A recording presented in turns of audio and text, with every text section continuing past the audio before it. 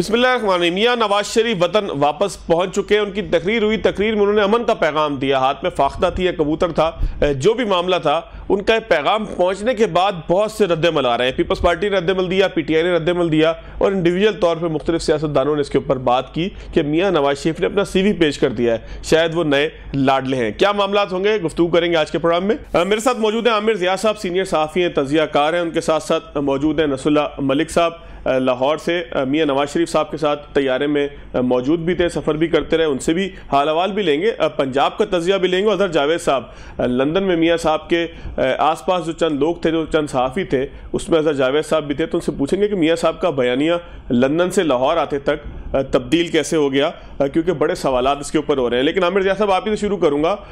बयानिया तब्दील हो गया मियां साहब का, मियां साहब की गुजरांवाला में तकरीर, फिर कोयटा में तकरीर, दोनों का मैं खुद गवाह हूँ। कोयटा में तो मैं मौजूद भी था जलसा कवर करने के लिए। फिर कराची में हमने देखा था मियां साहब थोड़ा से हल्के थे, लेकिन मियां साहब ने तस्करा फिर भी किया था।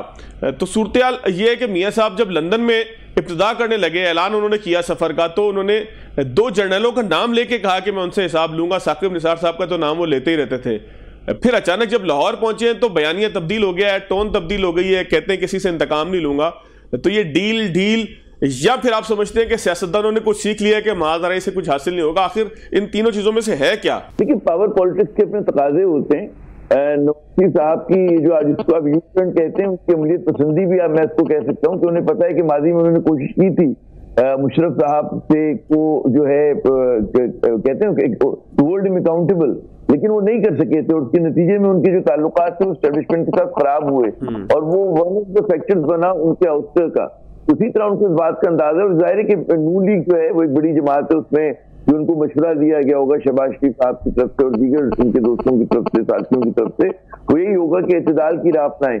और तो इस हवाले से मैं देखता हूँ कि इसको मतलब है एक प्रैग्मेटिक पॉलिटिक्स है और आगे बढ़ने का रास्ता है। लेकिन जब नसरुल्लाह मलिक साहब मौजूद हैं, जो कि जहाज में मौजूद थे, तो सवाल तो असल खबर तो उनके पास है और वही आपको बताएंगे और बताना चाहिए उनको कि जनाब हुआ तो क्या हुआ ये। लेकिन मैं समझता हूँ कि इसमें काबिल इतराज बात नहीं है, अच्छी बात है कि बड़ी जमात के वो सरबराह हैं और बजाय इसके कि वो महाजराई की तरफ जाए, उनको ये जबकि अंदाजा है कि महाजराई का कोई फायदा नहीं है, वो खुदकुश साबित हो सकती है, तो ये उन्होंने मेरे ख्याल में प्रैग्मेटिक है। फिर देखेंगे कि वो आगे चलकर एक बार अगर फर्ज करें वो इलेक्ट हो जाते हैं और अगली हुकूमत बना लेते हैं, तो फिर वो जो कहते हैं ना किस तरह से हुकूमत चलाएंगे, उस वक्त इनका कहते हैं नौयत क्या होगी डील करने की एस्टेब्लिशमेंट के साथ, वो भी सब सरबस्ता राज है, वो आने वाला वक्त ही रिवील करेगा। जी ठीक है आमिर ज़िया साहब, मैं मलिक साहब से जरा तफसील लेता हूं, क्योंकि अजहर जावेद साहब से मैंने पूछना है तैयारे का हाल अहवाल। मलिक साहब तो बेचारे हमें कल से बता ही रहे हैं, थक भी सुना है, बड़े गए थे मलिक साहब। सर ये फरमाइएगा, पाकिस्तान में जो सियासत आज तक होती रही है, महाजराई की सियासत, जिसके खान साहब को हम ज़्यादा इल्ज़ाम देते हैं कि उन्होंने महाजराई की वो हदूद भी क्रॉस की कि जिसके अंदर शायद जो है वो फिर उनकी सियासत को भी बड़ा नुकसान पहुंचा। तो आपको लगता है कि पाकिस्तान के अंदर जो सियासत मियां नवाज शरीफ करने वाले हैं, इसे पसंद किया जाएगा, खासतौर पर पंजाब जहां उनका वोट बैंक है? क्योंकि पाकिस्तान में तो हम मौला जट सियासत को थोड़ा पसंद करते हैं।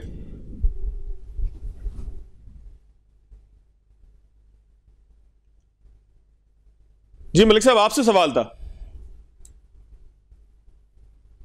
शुक्रिया फवाद। देखें, मसला इस वक्त ये है कि मियां नवाज शरीफ का वतन वापस आना, मीनार पाकिस्तान पर जलसा करना और आने वाले इंतखाबात की तैयारी करना, और मैं नहीं समझता कि नवाज शरीफ साहब ने कल की तकरीर के अंदर कोई बहुत बड़ा यू टर्न लिया है।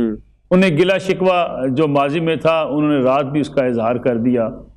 ये कहना कि वो आखिर कौन है जिसे हर 4 साल बाद जो है वो मियां नवाज शरीफ को निकालना पड़ता है या मुझे सियासत से वो निकालना चाहते हैं, इससे हमें आगे बढ़ जाना चाहिए। मैं आमिर ज़िया साहब की बात से इत्तेफाक करता हूँ।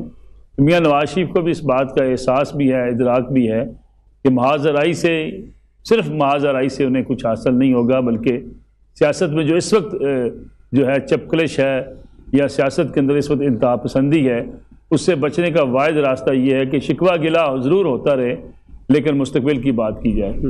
और नवाज शरीफ साहब जो पंजाब में आप बात कर रहे हैं कि पंजाब में इस्टेब्लिशमेंट को ललकार कर जो है वो वोट बैंक बढ़ाया जा सकता है, इस पर बड़ी जो है वो ठीक है एक राय पाई जाती है। लेकिन अगर आप दूसरी तरफ की राय भी देखें तो कभी ऐसा नहीं हुआ कि पंजाब के अंदर जो इस्टेब्लिशमेंट से ना टकरा रहा हो उसकी सियासत को कोई नुकसान पहुंचे। मियां नवाज शरीफ ने जो कल मीनार पाकिस्तान पर खिताब भी किया, उसमें मेरे ख्याल में उन्होंने आइंदा का लाएअमल भी जो है वो सामने पेश किया है कि वो इंतकाम की सियासत पर यकीन नहीं रखते, वो आगे बढ़ना चाहते हैं, वो अपनी माजी के साथ होने वाले अपनी ज़्यादतियों को भूल जाना चाहते हैं, और बाज़ ज़्यादतियों को वो कहते हैं मैं भुला नहीं सकता, उन्हें साइड पर रख सकता हूँ। गोया उन्होंने ये यानी कि जरूरत पड़ने पर उठा लेंगे फिर तलवार की, वो वहाँ रुके नहीं चाहते। मेरे ख्याल में देखिए मसला क्या है इस वक्त, मसला ये है कि इस वक्त जिस सूरत हाल से पाकिस्तान दो चार है, और फिर पंजाब की जो सियासत है, नवाज शरीफ एक आखिरी कार्ड है मुस्लिम लीग नवाज के पास जिसका उन्होंने इस्तेमाल कल कर लिया। मियां नवाज शरीफ बाहर बैठे थे, रोजाना मुस्लिम लीग नून की क़यादत कहती थी वो वापस आने वाले हैं, अगले माह आ जाएंगे, और फिर इंतखाबात होंगे तो इंतखाबी मुहिम की क़यादत भी करेंगे। अब इस कार्ड को इस्तेमाल करते वक्त का इंतजार करना और फिर ये देखना कि कब ये कार्ड इस्तेमाल करना पड़ेगा, मेरे ख्याल में ये नवाज शरीफ साहब का एक दानिशमंदाना फैसला है। अब जब इंतखाबात की तैयारी हो चुकी है, मियां नवाज शरीफ के मुखालफिन 9 मई के वाक़यात की वजह से दबाव का शिकार हैं, इन हालात में बड़े भरपूर तरीके से मुस्लिम लीग नून ने मियां नवाज शरीफ वाला कार्ड इस्तेमाल कर लिया है। आपने भी, हम सब ने, आमर ज़िया साहब ने, अजहर जावेद साहब ने मुस्लिम लीग नवाज के सैकड़ों जलसे देखे होंगे। मीनार पाकिस्तान पर कई जलसे मियां नवाज शरीफ ने यहाँ जलसों से खिताब किया है, और मुस्लिम लीग नवाज के बारे में अमूमी तासर यह है कि इनका वोटर वोट तो डालता है, लेकिन उस तरीके से पुरजोश होकर जलसों में आना या जलसों में पहुंचना जो इमरान खान साहब ने ट्रेंड्स दिए उसके मुताबिक जलसे के अंदर गहमा गहमी, ये मुस्लिम लीग नवाज का कभी भी जो है उनके जलसों की जो है वो अवलीन तरजीह कभी नहीं रही, और ना ही उनका वोटर सपोर्टर इस किस्म का होता है। लेकिन कल जिस तरीके से जो उनका मजमा था वो पुरजोश भी था, नारे भी लगा रहा था और मियां नवाज शरीफ साहब को वेलकम कर रहा था, मैं समझता हूं कि ये ऐसा जलसा शायद मियां नवाज शरीफ साहब ने खुद भी कभी नहीं देखा होगा। ठीक हो गया। तो एक लिहाज से उन्होंने वापस इस कार्ड को इस्तेमाल करके नून लीग ने ये साबित किया है कि होम ग्राउंड उनका खासा मजबूत अब भी है, और अगर पंजाब के अंदर 2018 भी होगा सर, साबित करने की कोशिश की है। मैं जरा अजहर जावेद साहब को भी शामिल कर लूं, फिर आपसे मजीद भी मैं इसके ऊपर तबसरा कर लूंगा।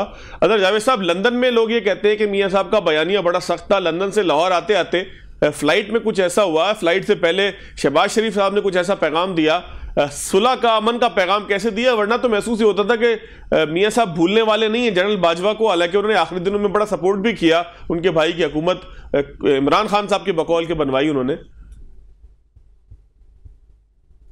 मेरा ख्याल है आपका ये थोड़ा सा जो आपका इंट्रो है उसमें थोड़ी सी एक मुबालगा रही गया कि लाहौर आते आते, मेरा ख्याल है ये 2 महीने पहले की ही बात है। उससे पहले जो भी मियां साहब जब भी बात करते थे, मैं 3.5-4 साल से उनसे अक्सर मुलाकात रहती थी अपनी रिपोर्टिंग के सिलसिले में, हफ्ते में 1 या 2 दिन, और बड़ी तफसीली मुलाकात होती थी, 2-2 ढाई घंटे की बैठक थी।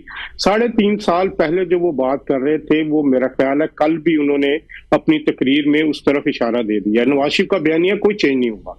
आप अगर उनका बयानिया चेंज हुआ तो वो कभी ना ये कहते कि वो कौन है, वो उन इस चीजों के, उन बातों, उन अफराद की तरफ या उन लोगों की तरफ इशारा ना करते।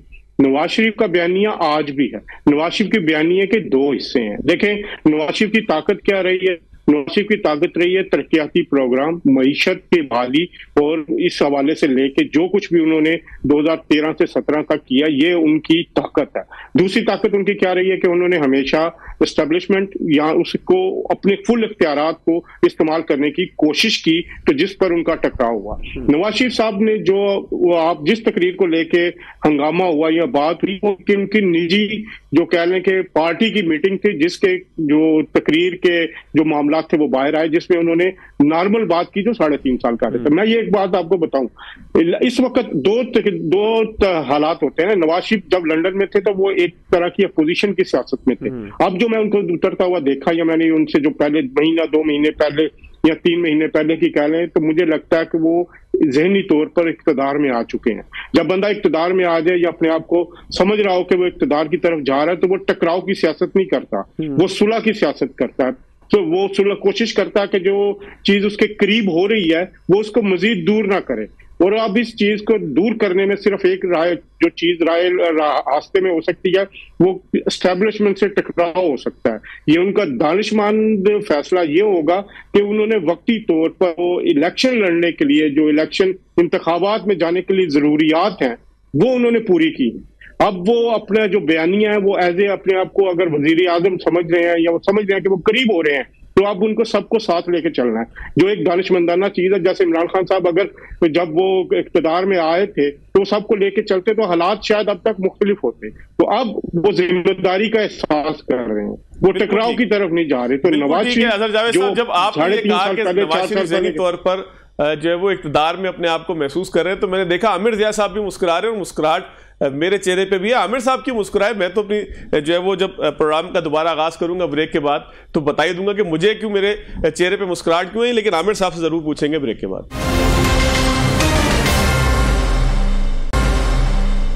ब्रेक के बाद खुशामदीद। आमिर ज़िया साहब, सर आपसे शुरू करूंगा। मुझे जो मुस्कुराहट आई अजहर जावेद साहब की बात सुन के, क्योंकि मुझे लगा था कि पीपल्स पार्टी शायद सियासी मुखालफत के अंदर मियाँ साहब के खिलाफ इस तरह 2-3 उन्होंने जुमले कहे हैं। कुंडी साहब ने कहा कि जी जिस तरह से पंजाब पुलिस ने प्रोटोकॉल दिया, जिस तरीके से मियाँ साहब ने अपना CV पेश किया और जिस तरीके से उन्होंने तकरीर की, तो उनको जो है वो ताजपोशी बराह रास्त ही कर देनी चाहिए थी। तो मुझे ताजपोशी के ऊपर थोड़ी सी मुस्कुराहट आ गई अजहर जावेद साहब की बात सुन के, कुंडी साहब के रात के बयान को अचानक याद करके। आप क्यों मुस्कुराए थे? एक तो मेरी आदत है मुस्कुराने की, नसरुल्लाह मलिक साहब इसके गवाह हैं, मैं उम्र मुस्कुराते रहता हूँ बिला वजह भी। लेकिन मैं 2 चीजों पर रिस्पॉन्ड करना चाहूंगा अगर आप इजाजत देंगे तो। जी सर। एक तो जो अजहर जावेद साहब ने बड़ा मतलब उनका मौक़िफ़ है, देखें कुछ हमारे यहाँ फिक्री मुगालते हैं। फिक्री मुगालते ये है कि जी हमेशा जो है नवाज शरीफ साहब के दौर में कोई कहते हैं खिड़की तोड़ किस्म की तरक्की हुई है माशी। अच्छा, वो उसका यकीनन ये उनका दावा है, लेकिन उसकी डाउन साइड भी रही है। हमने देखा जब हुकूमत का खात्मा हुआ तो 2018 में तो $15 बिलियन का रिकॉर्ड जो था करंट अकाउंट डेफिसिट था। अच्छा, जिस एनर्जी पॉलिसी की बात करते हैं उसकी वजह से आज हमें जितनी कैपेसिटी पेमेंट करनी पड़ रही है वो मेरे ख्याल में लोग उसके बारे में जानते हैं। तो और जो उनके भी जितने मंसूबे वो कहते हैं हमने इंफ्रास्ट्रक्चर के मंसूबे बनाए, फला किए, तो लोग एक काउंटर आर्ग्यूमेंट देते हैं कि क्या कर्ज लेकर हमें इस तरह के मंसूबे बनाने चाहिए थे, ना कि अपनी एक्सपोर्ट बढ़ानी चाहिए थी या हमारी तरजीहात कुछ और होनी चाहिए थी। तो ये चीज जो है काबिल बहस है, इसको आप हम इस तरह नहीं ले सकते कि जी ये कहते हैं ना कि दीवार पे लिख दिया गया है, इसमें तब्दीली नहीं आ सकती। एक बात। दूसरा मैं कहूंगा कि हमारे यहाँ एक कुछ फिक्री मुगालते ये भी है कि लोग समझते हैं कि जी एंटी एस्टेब्लिशमेंट सियासत हमारे यहाँ जो है अवाम में मकबूल होती है। मैं जरा से इस चीज से खिलाफ यूं करूंगा कि हमारे यहाँ जो एंटी एस्टेब्लिशमेंट पॉस्चर अमूमन लिया जाता है वो हमारे यहाँ सब नेशनलिस्ट कुव्वतें रहती हैं, यानी कि जो तंग नजर कौम परस्त कुव्वतें होती हैं। दूसरे नंबर पे जो हमारा एक लिबरल थोड़ा सा एलिमेंट है जो जिसकी को मैं नहीं समझता कि बहुत ज्यादा रीच है और बहुत ज्यादा उसको अवामी पजीराई हासिल है, वो एक एंटी एस्टेब्लिशमेंट पॉस्चर लेते हैं। लेकिन जो मेन स्ट्रीम पाकिस्तान है, जो पाकिस्तानियों की अक्सरियत है, वो हमेशा से एस्टेब्लिशमेंट के साथ रही है और उसका विजन वो बेशक हमारे जो इंटेलेक्चुअल्स कहते हो कि वो इतना इंटेलेक्चुअल नहीं होता, लेकिन वो वहां वहीं पे एस्टेब्लिशमेंट के साथ चला है हर दौर के अंदर। तो जो मेन स्ट्रीम पाकिस्तान अक्सरियत है, पहली बार हमने देखा कि वो अच्छा वही अक्सरियत जो की भी सपोर्टर बन गई थी या अब तक है उसमें से बहुत सारे लोग, तो पहली बार हमने देखा कि उसमें थोड़ा सा एक वो आया, दूरियां आई। लेकिन वो एक मैं समझता हूँ कि ट्रांजिशनरी एक फेज है। और जो हमारा मेन स्ट्रीम पाकिस्तान है, अगर कोई वाकई एंटी एस्टेब्लिशमेंट से मुराद ये होती कि एंटी आर्मी, मैं अगर उसको वो करूं तो एंटी आर्मी पॉलिटिक्स हमारी ये मकबूल पॉलिटिक्स नहीं है और वो उसके पीछे आपको अवाम का हजूम नजर नहीं आएगा।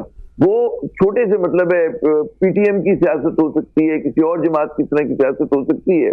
अगर कोई मेन स्ट्रीम सियासी जमात चली भी है तो उसको नुकसान हुआ है, अवाम में भी रद्द-ए-अमल आया और फिर जो पावरफुल क्वार्टर्स है उनकी तरफ से भी आया।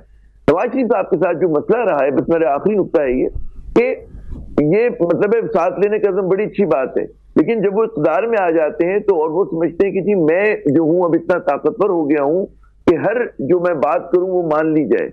रियासत चलाना जो होता है बड़ा पेचीदा अमल होता है, उसमें आपको इंस्टीट्यूशंस को साथ लेके चलना पड़ता है, बाज़ औक़ात उनके मशवरे पे अमल भी करना पड़ता है। ये पाकिस्तान में नहीं, दुनिया में, अमेरिका में भी ये होता है। कहीं पे ये नहीं होता कि एक जो है, क्योंकि रियासत के बहुत सारे सतून हैं, जब तक मिलके नहीं चलेंगे तब तक रियासत आगे नहीं बढ़ सकती। लेकिन नवाज शरीफ साहब तो अपनी कहते हैं काबीना की मीटिंग भी करना पसंद नहीं किया करते थे। वो तो जब शायद खाकान अब्बासी आ गए तो उन्होंने रेगुलर बुनियादों पर करना शुरू की। इनका जो जोर होता है वो किचन कैबिनेट पर होता है, जो इनके करीबी रिश्तेदार हैं, दोस्त हैं, उन पर होता है। तो ये नवाज शरीफ साहब अब होपफुली के 4थी मरतबा अगर उनको मौका मिलता है तो वो इन कमजोरियों पर भी काबू पाए। और उसमें बजाय इसके कि जैसा अभी मलिक साहब भी कह रहे तो एक वो है कि जी महाजराई जो है वो मुल्क को आगे नहीं लेके जा सकती। आपको लेके अगर पाकिस्तान को आगे लेके जाना है तो उसकी बुनियादी शर्त ये कि तमाम लोग विदिन द काम करें और समझना चाहिए कि फौज का इदारा मजबूत है, सिविलियन इदारे अंडर डेवलप्ड हैं, तो वो अपनी कमजोरी दूर करने के लिए फौज का सहारा लें, ना कि मतलब है बगैर कैपेसिटी के उससे भिड़ जाएं। जब तक ये होता रहेगा तो चीजें सियासत हमारी ना आगे बढ़ेगी, जिस तरह की जमहूरियत हम देखना चाहते हैं वो होगी। दूसरा जो चैलेंज है वो ये कि जी हमारी पोलिटिकल पार्टीज में क्या जो है इंटरनल डेमोक्रेसी आएगी, क्या वो मौरूसी सियासत उससे निकलेगी, लेकिन वो एक अलग बहस है। लेकिन नवाज शरीफ साहब के पास ये नहीं कि चैलेंजेस नहीं है, बेशुमार चैलेंजेस हैं। अभी तो उन्होंने पहली बॉल खेली है और उस पर भी देखिए कि हम सब उसका पोस्टमार्टम कर रहे हैं उसकी तकरीर का। तो लेट्स होप कि अब इस मरतबा जो है तो बजाय महाजराई की जो वो कह रहे हूँ उस पर दिल से भी यकीन रखते हूँ, क्योंकि नीयत आदमी की बदल सकती है। नीयत में मैं आपसे कह सकता हूँ कि मैं इंतकाम नहीं लूंगा, लेकिन हो सकता है कि आप अपने आप को इतना ताकतवर महसूस करें कि आप कहें नहीं जी मतलब बाजवा साहब हुए या और कोई हुए उनके खिलाफ उनके दिल में जो बात है तो मुशर्रफ साहब के दौर में भी हुआ था। तो इन चीजों से उनको गुरेज करना है लाजिम है। और ये भी है कि बाजवा साहब ने तो परेशान भी किया इन पर, इनको मुल्क से बाहर भिजवाया, इनकी पॉलिटिक्स को रिवाइव किया नून लीग की। तो उनका एक मिक्स बैग है कि जहाँ पे इनको शिकायतें भी हैं तो वहां पर इनको एहसानमंद भी होना चाहिए। जी बिल्कुल ठीक है, लेकिन आमिर साहब उसका रिस्पॉन्ड भी कर दीजिएगा कि सीवी पे पेश किया मियां साहब ने, क्या ज़हनी तौर पे उन्हें लगना लग गया है कि वो इक़्तिदार में आ जाएंगे अब जिस तरीके से उनकी एंट्री हुई है? मैं ये समझता हूँ कि इस वक्त जो पाकिस्तान में एक मजबूत तरीन उम्मीदवार बन के उभरे हैं वो वजीर आजम की पोजीशन के लिए, और नून लीग को भी इसी तरह से अपने आपने प्लेस किया है, क्योंकि पीपल्स पार्टी यकीनन जो है सिंध में उसका यकीनन जोर है, लेकिन पंजाब में वो उस तरह से मजबूत जमात नहीं है। बलूचिस्तान में बन रही थी लेकिन फिर जो इलेक्टेबल्स जिनको आना था वो नहीं आए। केपी में उसकी महदूद वो है प्रेजेंस है। पीटीआई जो असल मुकाबला है तो पीटीआई टूट फूट का शिकार हो गई है, उसकी फर्स्ट ईयर गायब है, ठीक है ना। उसके सेकेंड ईयर भी मैं समझता हूँ कि वो मैदान में नहीं है उस तरह से।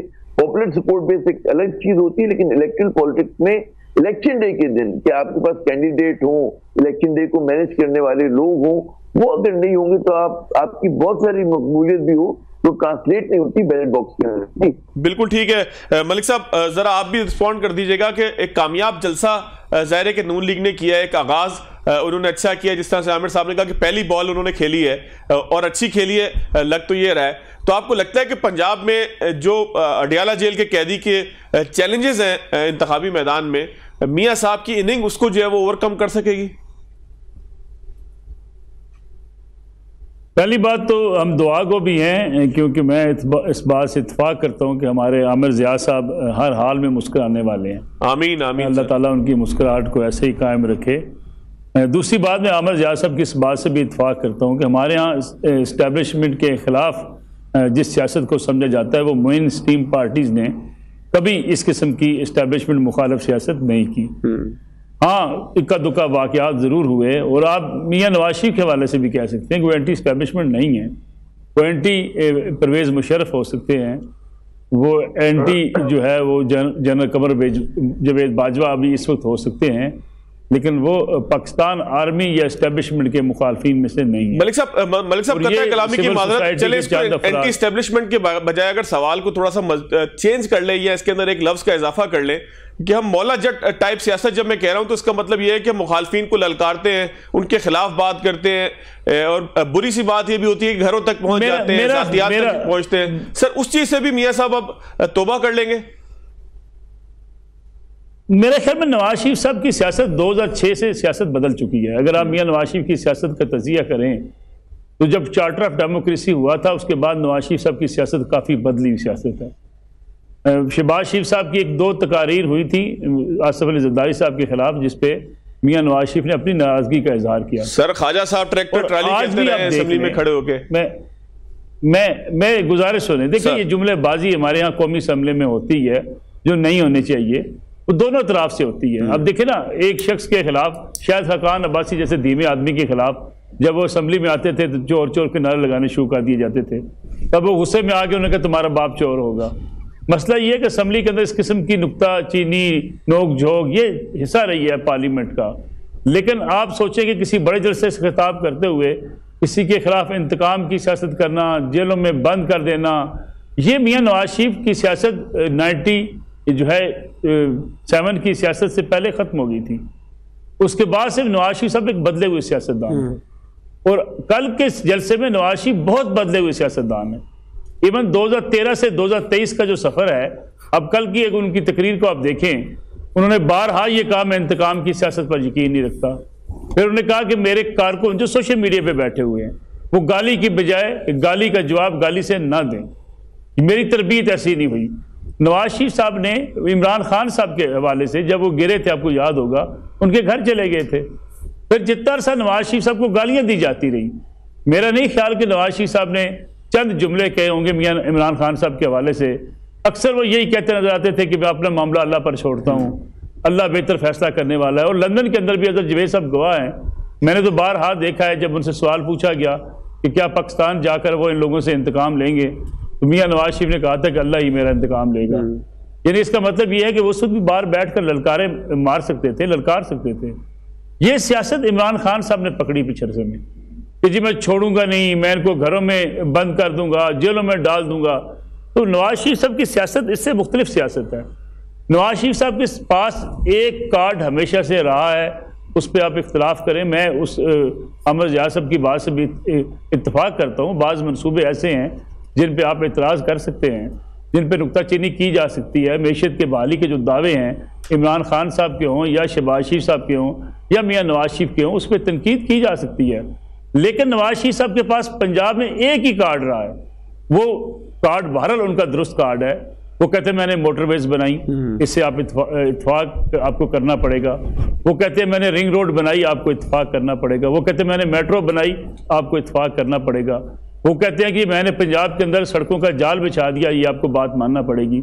अगर किसी को मरी जाने का इत्तफाक हो, 1985 में जब वो वज़ीर आज़म बने थे, उसी वक्त सियाहत के फ़रोग़ के लिए जो चेयर लिफ्ट के ऊपर लगी तख्ती आज भी आपको बताती है कि 1986 में मियां नवाज शरीफ ने सियाहों के लिए उस रोड को भी दुरुस्त कर दिया था और वहाँ सियाती मकामात को अपग्रेड भी कर दिया था।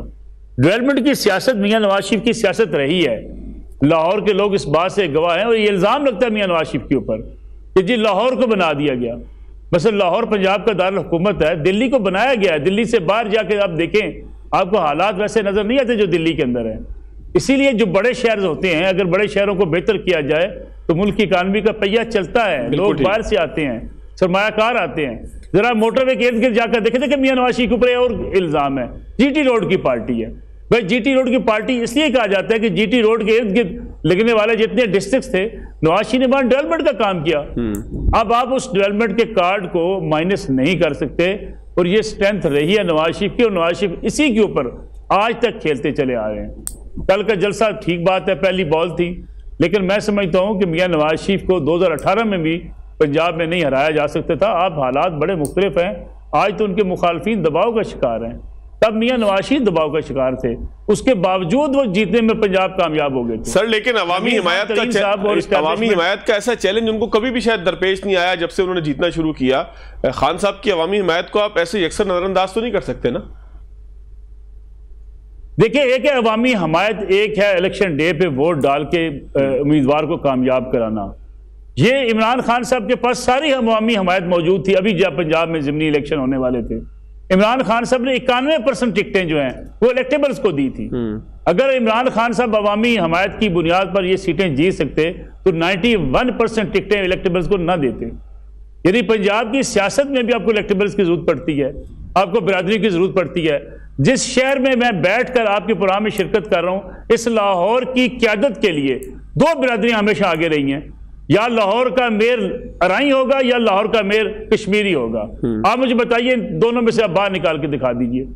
यानी ये पंजाब की सियासत बिरादरी की सियासत भी है, ये इलेक्शन डे की सियासत भी है, ये पार्टी वोट बैंक की सियासत भी है, और ये इलेक्टेबल की सियासत भी है, ये इलेक्शन मुहिम की सियासत भी है। ये कामयाबी की निशानी सिर्फ कामयाबी की जमानत पार्टी का वोट बैंक नहीं है। ये मेरे ख्याल में आपको समझ लेना चाहिए। ठीक हो गया सर मैं एक ब्रेक लेता हूं अजहर जावेद साहब से। मैंने ब्रेक के बाद शुरू करना है। एक मेरे पास एक थोड़ा सा तकाबली जायजा है, मैं चाहूंगा कि ब्रेक के बाद अजहर जावेद साहब से वहीं से शुरू करूं, लेकिन जरा कमर्शियल देख लेते हैं। ब्रेक के बाद खुशामदीद अजहर जावेद साहब। एक थोड़ा सा तकाबली जायजा आप पेश कीजिएगा। यहाँ पे कराची के कायद हुआ करते थे अल्ताफ हुसैन साहब, हमारा तजिया ये, हमें लगता ये है कि जब वो लंदन में काफ़ी अरसे रहे तो उनको फिर कराची की सियासत ज़मीनी हक़ाइक़ से कनेक्शन उनका ख़त्म हो गया। वो यही समझते थे कि 2013 के अंदर भी वो 1995 और 96 की तरह शहर को बंद करवा लेंगे।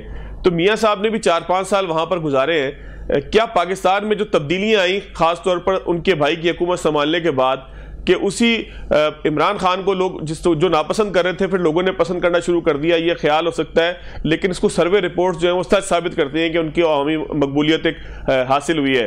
तो मियाँ साहब को अदराक था लंदन बैठ के, या वो भी डिस्कनेक्ट हो गए थे अल्ताफ हुसैन की तरह और सब अच्छा की रिपोर्ट्स यहाँ से जारी थी?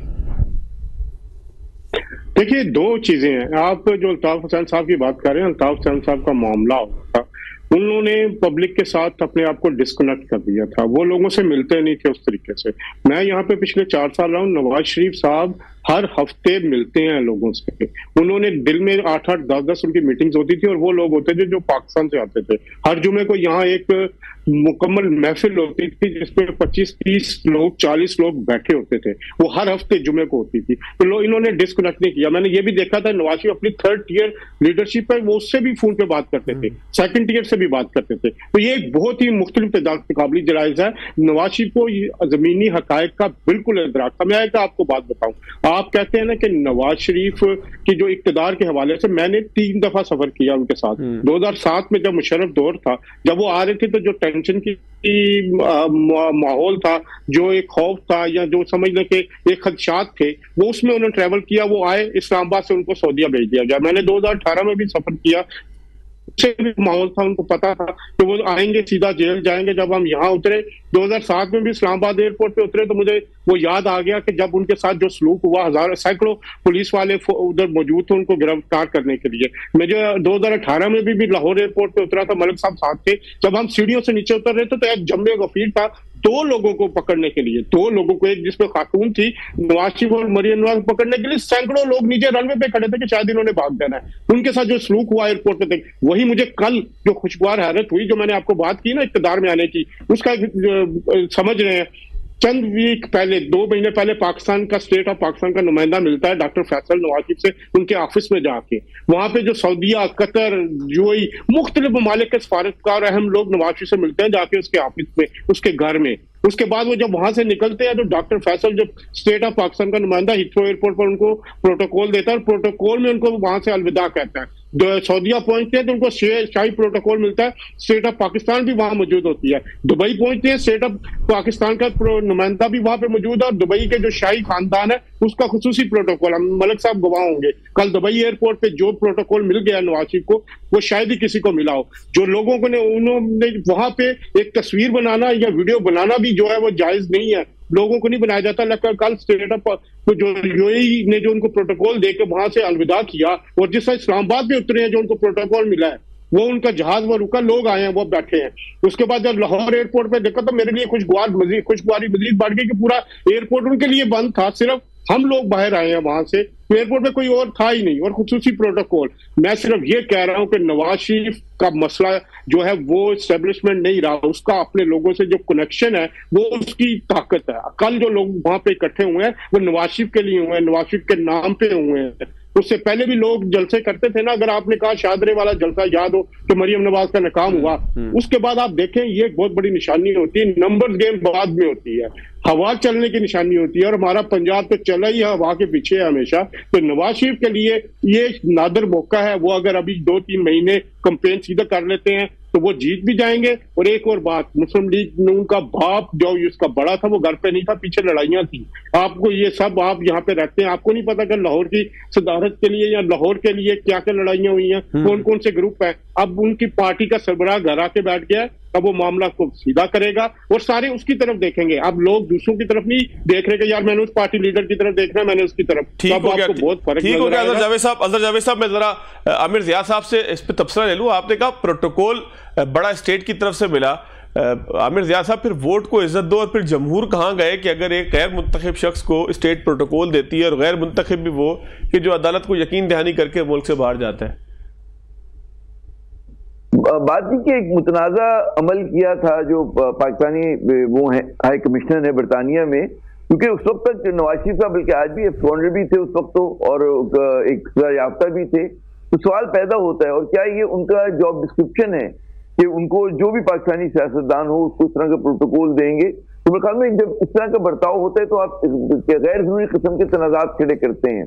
तो रियासत को बेशक हो सकता है कि आपके इरादे कुछ भी हो, लेकिन कुछ मामलों में बड़ा डिस्क्रीट होना चाहिए, एहतियात के साथ चलना चाहिए और बचना चाहिए उस किस्म के तनाज़ुर से जिनकी जरूरत नहीं होती है। और फिर हम देखते हैं कि उसके नतीजे में फिर ज़ाहिर है कि जो कल तक इनके तहरीर पाकिस्तान पीपल्स पार्टी भी शोर मचा रही है, वो उनको कह रही कि जी अब ये लाडले हो गए हैं और मतलब एक इवन हैंडेड या जो है वो नहीं है, फील्ड नहीं है सबके लिए, प्लेइंग फील्ड जो है वो सब लॉपसाइडेड हुई हुई है।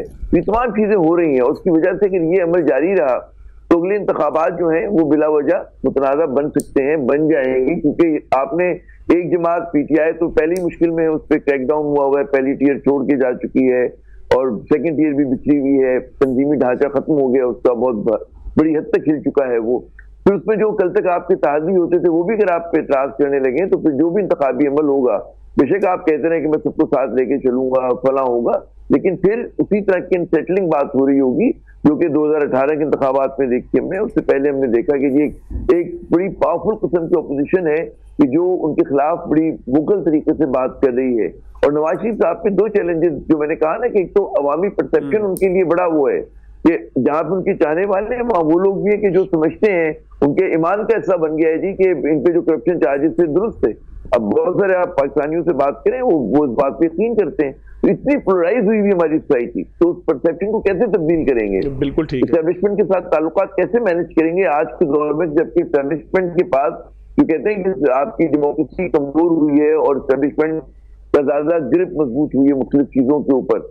जाहिर है कि नवाज शरीफ साहब शहबाज की तरह वो तो नहीं करेंगे, शहबाज शरीफ तो बहुत कोऑपरेटिव थे, ताउन किया करते थे, नवाज शरीफ साहब उनके मुकाबले में ज्यादा असर्टिव शख्स हैं। ये तमाम सवालात हैं, उनके जवाब हमें यकीनन मुस्तकबिल में मिलेगा, लेकिन अंदेशे लोगों के बहुत ज्यादा हैं जनाब। बिल्कुल ठीक है आमिर रियाज साहब, बिल्कुल एक आखिरी 30 सेकंड है, मलिक साहब से क्लोजिंग इसकी ले लूं। मलिक साहब, हवा चल पड़ी है जिससे अजहर साहब कह रहे हैं और खदशात का इजहार तो जाहिर है कि सब तरफ से हो रहा है और मियां साहब का माजी भी यही कहता है कुछ अरसे में लड़ पड़ते हैं वो। देखिए, हवा चल पड़े तो फिर लोग इसी तरीके से प्रोटोकॉल देना शुरू करते हैं, इस बात में तो इत्तेफाक करता हूँ मैं। लेकिन मैं आमिर रियाज साहब की इस बात से भी इत्तेफाक करता हूँ, अगर बरतानवी में हमारे सफ़ीर तमाम सियासतदानों को प्रोटोकॉल दें तो मियां नवाज शरीफ को भी देना चाहिए, और पाकिस्तान के अंदर भी अफसरान अगर सबको प्रोटोकॉल दें तो मियां नवाज शरीफ को भी मिलना चाहिए। कोई किसी को अलग करके प्रोटोकॉल नहीं दिया जाना चाहिए।